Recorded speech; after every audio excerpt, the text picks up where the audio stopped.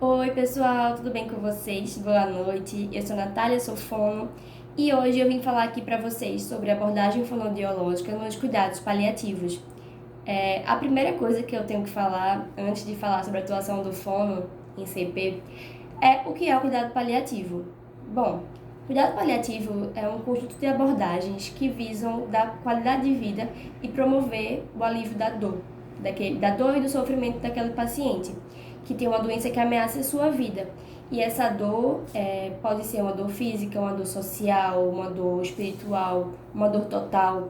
Então, a gente vai muito além da doença e a gente vê todo um contexto. Assim como a gente também promove essa qualidade para os acompanhantes e familiares dessas pessoas que tanto precisam, principalmente durante esse processo de luto. O cuidado paliativo ele deve acontecer desde o início do diagnóstico de doença que ameaça a vida até o final.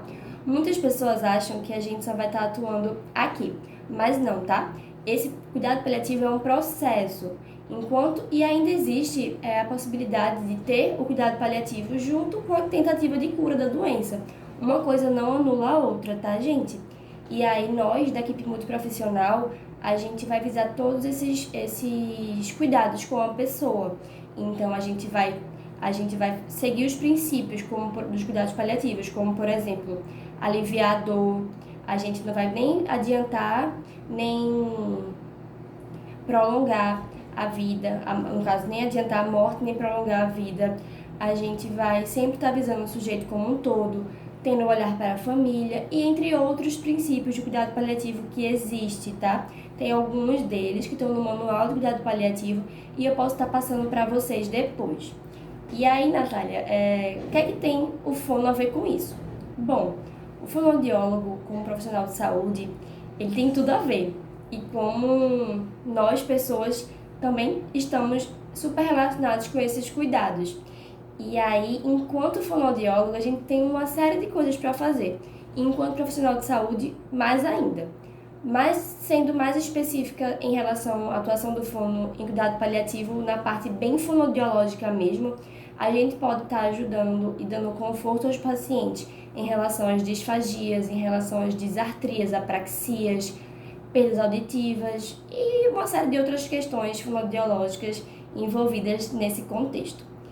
Precisamente sobre a disfagia, que eu acho que é um tópico que assim é super comentado e falado na área de atuação da gente, o fonoaudiólogo ele sempre vai estar visando o conforto daquele paciente.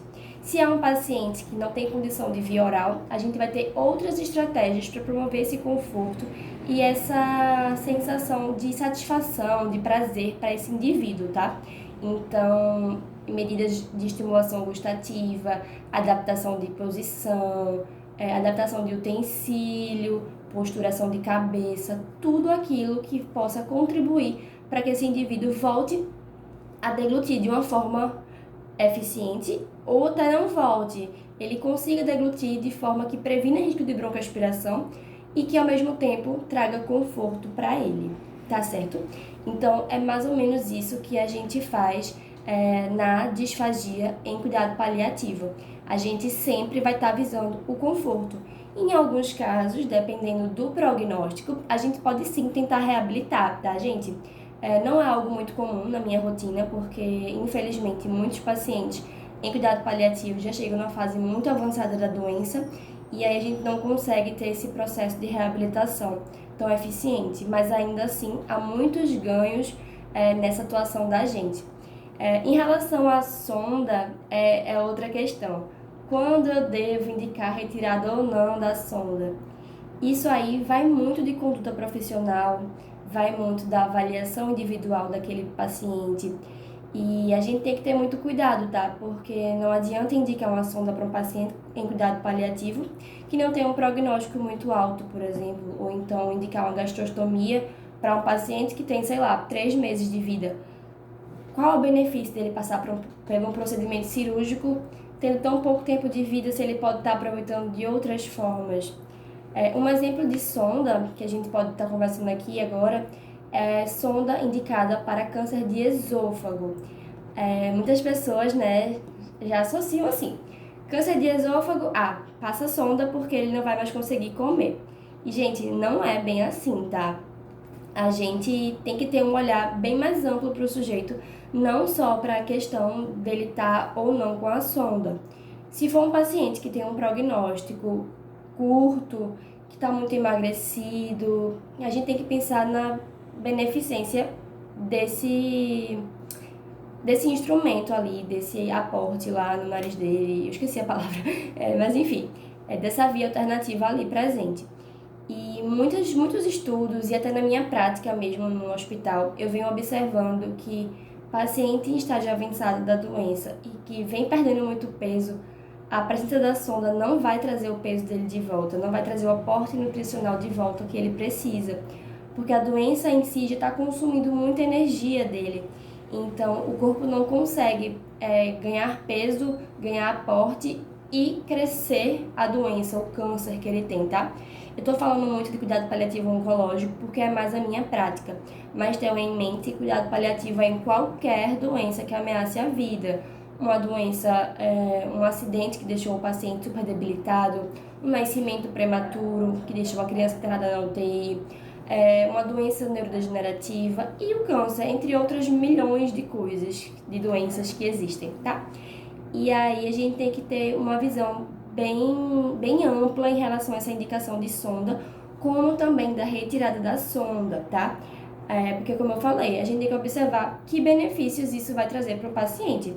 Existem casos de que o paciente ele vai conseguir ficar muitos dias sem comer e isso não é desesperador, pelo menos não deveria ser, e principalmente para nós, enquanto profissionais de saúde, porque eu acho que a gente precisa entender bem as coisas para poder passar confiança naquilo que a gente fala para os familiares.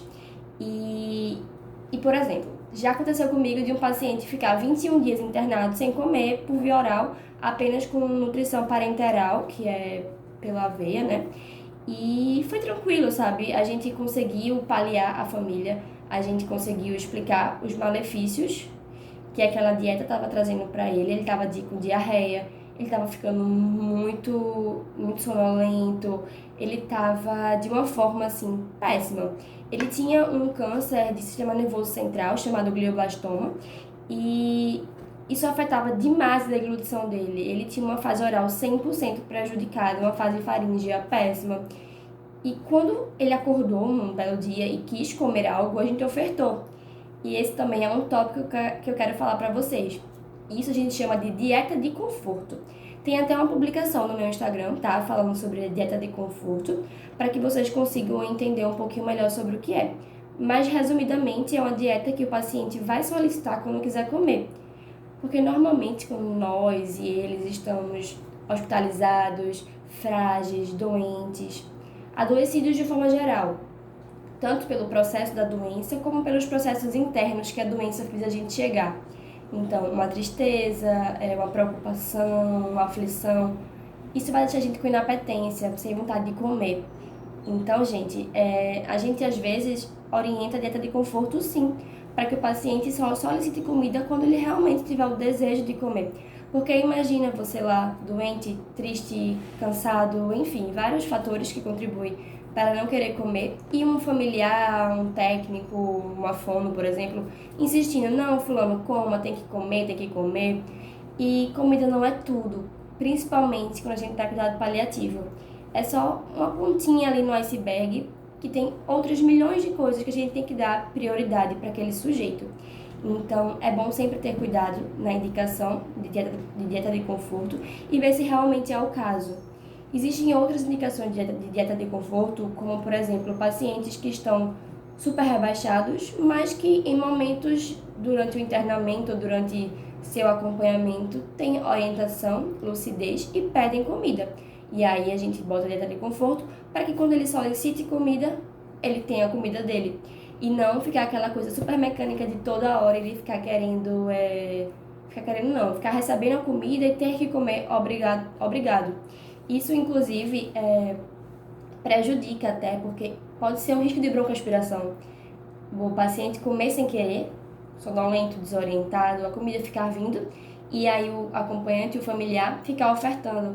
Então, é super comum, tá, gente, ter paciente que tem risco de broncoaspiração por sonolência, por desorientação, a comida ficar vindo, E eu pedi para ser dieta de conforto, porque eu tô vendo que naquele momento não tem como ele receber dieta por via oral. E aí o que acontece? Eu converso com a família, eu explico, eu oriento, a gente tem uma conversa, eu explico bem detalhadamente tudo aquilo que está sendo vivenciado. Então, essa também é uma forma de a gente estar atuando em relação aos pacientes em cuidados paliativos. Outras questões que eu venho aprendendo muito na minha prática é ter um olhar muito mais integral para aquele paciente.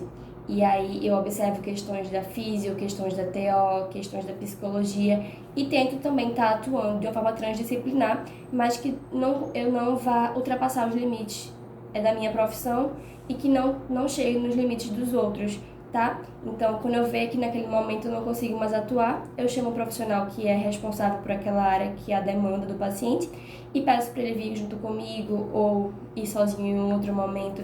É bem importante isso. Mas eu quis fazer esse vídeo assim, bem resumido, sair soltando um bocado de informação para vocês, porque eu quero muito fazer algo bem mais complexo sobre cuidado paliativo aqui no Instagram, aqui no caso no YouTube e no Instagram, tá? Eu tô pensando em chamar vários profissionais que atuam junto comigo, desde o assistente social até o médico, para que a gente converse um pouquinho sobre cada aspecto do cuidado paliativo. Então hoje foi só um resuminho bem simples assim sobre o que a Fono faz e eu espero que vocês gostem, que tenham entendido um pouco sobre a questão da indicação de sonda, de retirada de sonda, a questão da dieta de conforto e as questões que vão além da terapêutica da gente. A gente tem que ter um olhar integrado, né, como eu falei. E é isso, gente. Eu gostaria muito que todo mundo, de uma forma assim geral, entendesse um pouquinho sobre o que são os cuidados paliativos, que paliar não é não fazer nada, pelo contrário, a gente faz e muito, só que na medida certa e de acordo com aquilo que o paciente tem de demanda, do que ele realmente traz e precisa. Então, não só o paciente, tá? A família e os acompanhantes também. É muito difícil você passar por um momento da sua vida onde você sabe que já você vai embora e que você precisa de resolver um bocado de coisa ainda.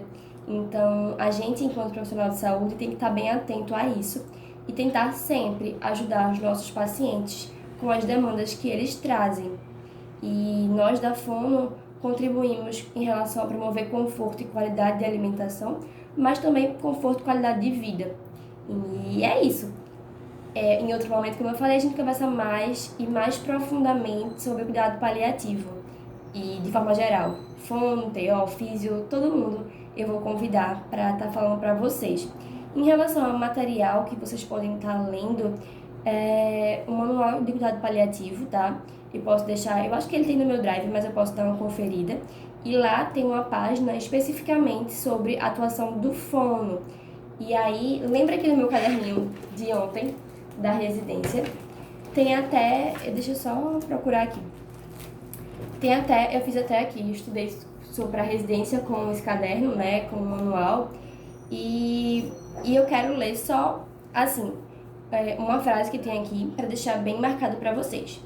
Que é indicado iniciar o mais precocemente possível os cuidados paliativos, juntamente com outras medidas de prolongamento de vida, como a radioterapia e a quimioterapia, que é o que eu falei antes, tá? Não é porque você está em tratamento curativo que você não está em cuidado paliativo. Pelo contrário, você tem que estar em cuidado paliativo desde o momento do diagnóstico.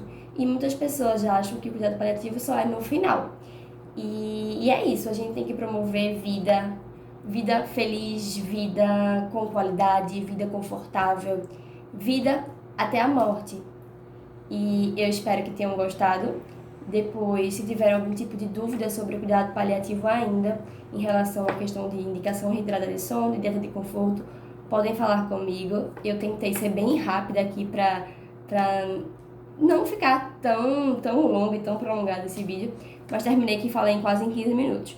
E eu acho que vai demorar igual para postar no YouTube, mas é isso, gente.